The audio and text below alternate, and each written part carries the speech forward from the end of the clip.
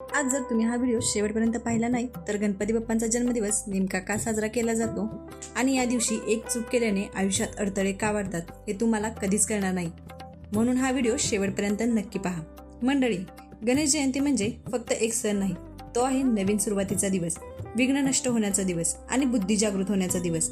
ही जयंती साजरी केली जाते भगवान गणेश यांच्या जन्मोत्सवासाठी. 22 जानेवारी 2026 गुरुवार, माघ महिन्यातील शुक्ल पक्ष चतुर्थी. महाराष्ट्रात या दिवसाला विशेष महत्त्व आहे, पण खरी गोष्ट अजून पुढे आहे. पुराणानुसार माता पार्वतींनी आपल्या अंगमळापासून एका बालकाची निर्मिती केली आणि त्याचं नाव ठेवलं गणपती. नंतर भगवान शिवांनी त्याला सर्व गणांचा अधिपती म्हणून घोषित केलं. म्हणून हा दिवस गणपती बाप्पांचा जन्मदिवस म्हणून साजरा केला जातो. गणपती म्हणजे विघ्न दूर करणे, बुद्धी आणि विवेक देणारे. म्हणूनच प्रत्येक शुभ कार्याची सुरुवात गणपती पूजनानेच केली जाते. गणेश जयंतीला मनापासून पूजा केली तर अडचणी दूर होतात, निर्णय योग्य होतात आणि रखडलेली कामे मार्गी लागतात. माघ महिना म्हणजे तप, संयम आणि साधनेचा काळ.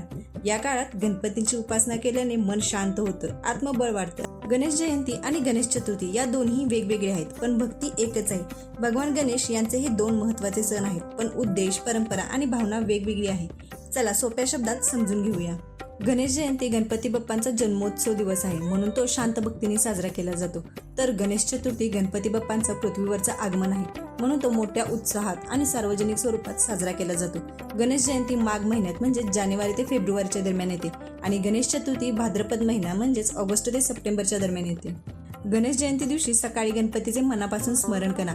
ओम गणपतये नमः किमान 11 वेळा जप करा. मनातील एक इच्छा शुद्ध भावनेने म्हणा.